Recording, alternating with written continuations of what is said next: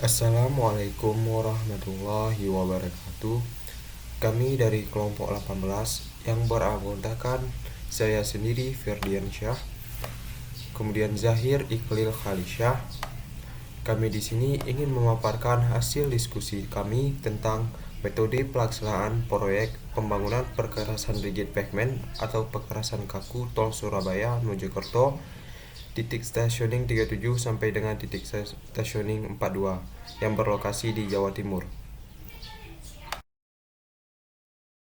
Berikut adalah layar gambar proyek perkerasan kaku tol Semo ini, yang dimana rencana proyek berada di titik STA 42 ke STA 37.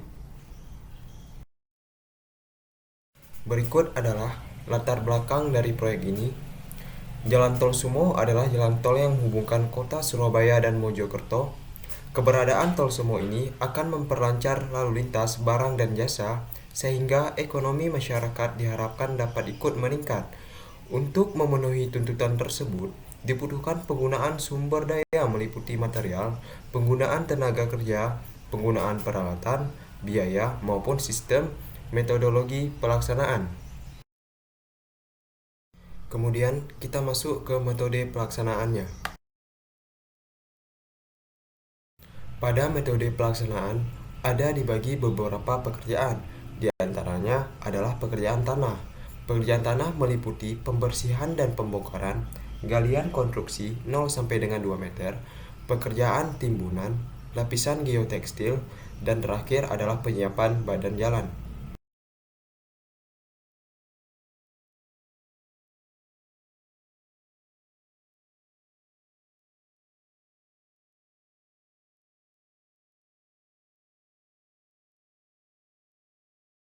Berikut adalah tahap pembersihan dan pembongkaran, di mana yang pertama pembongkaran dilakukan pada daerah milik jalan yang telah ditentukan dan atas petunjuk direksi.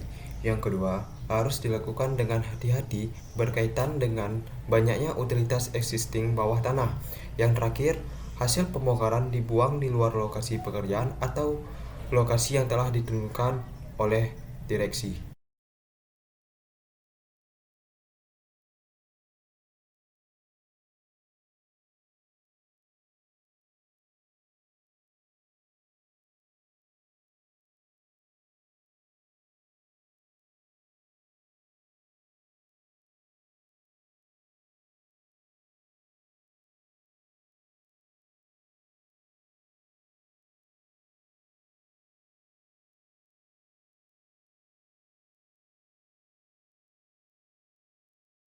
Berikut adalah tahap pembersihan atau pengupasan topsoil, pengangkutan, dan perataan yang meliputi beberapa pekerjaan.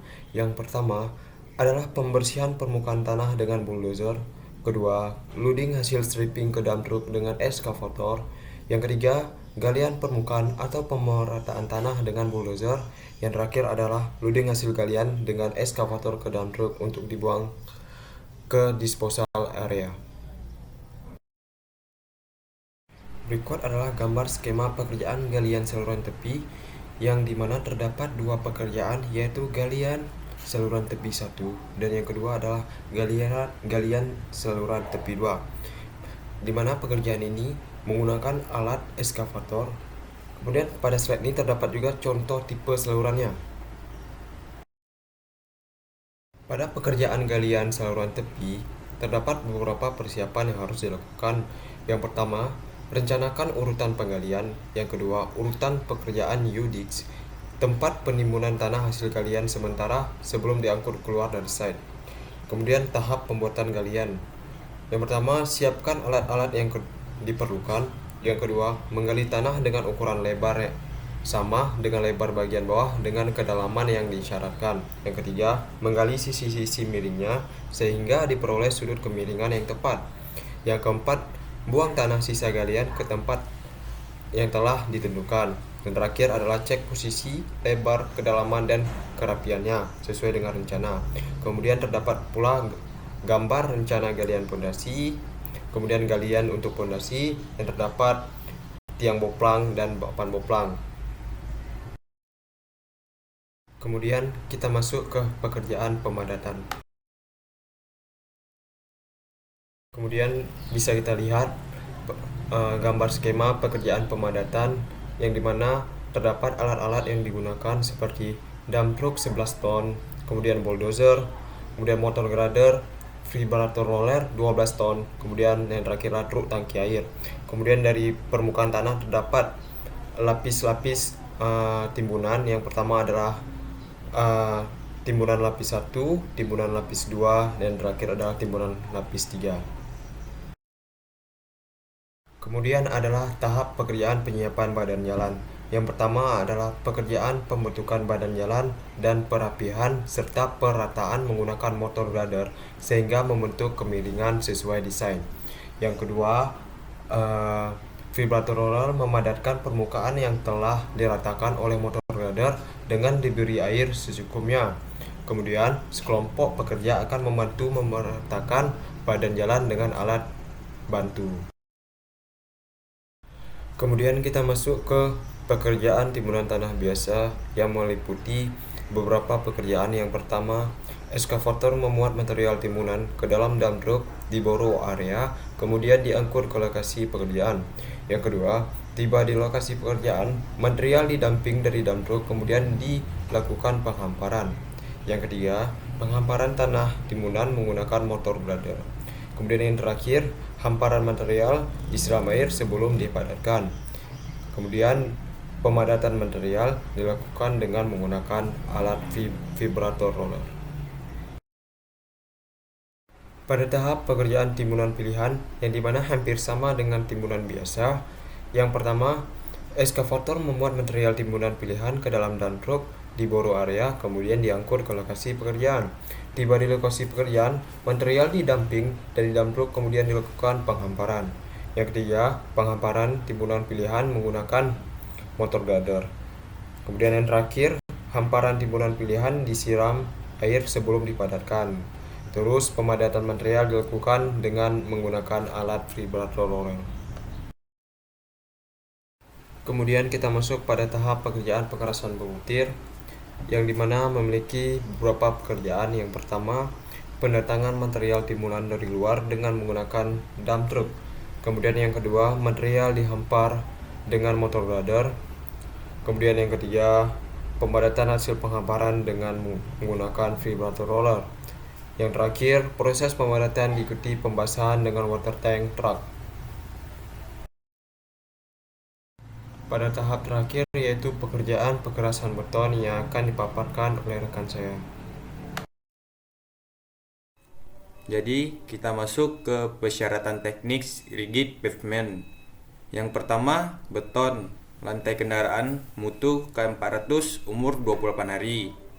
Lantai kerja, mutu beton harus setara dengan beton K125, umur 28 hari.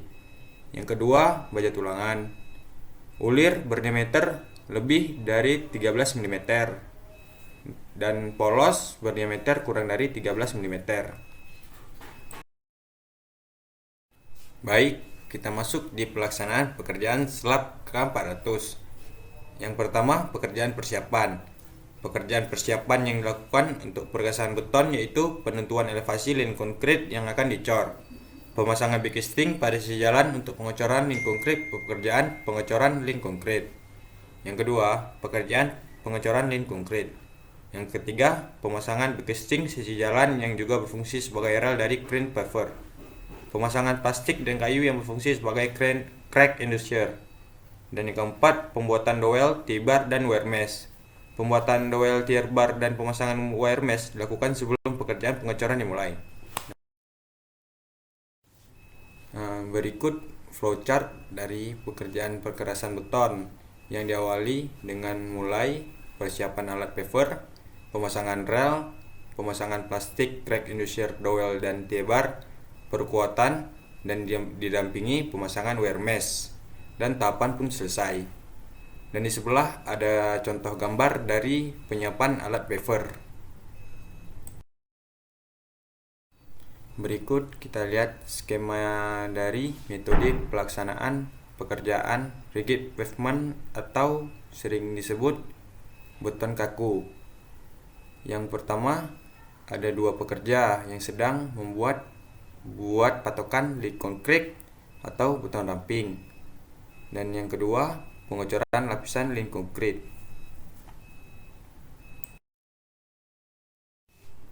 Baik, kita masuk di alur pengecoran konkret yang dimana memiliki 4 alur, 1, 2, 3, 4. Oleh karena lebar jalan 9 meter, maka lebar penghamparan dibuat 2 kali, masing-masing dengan lebar hampir 4,5 meter.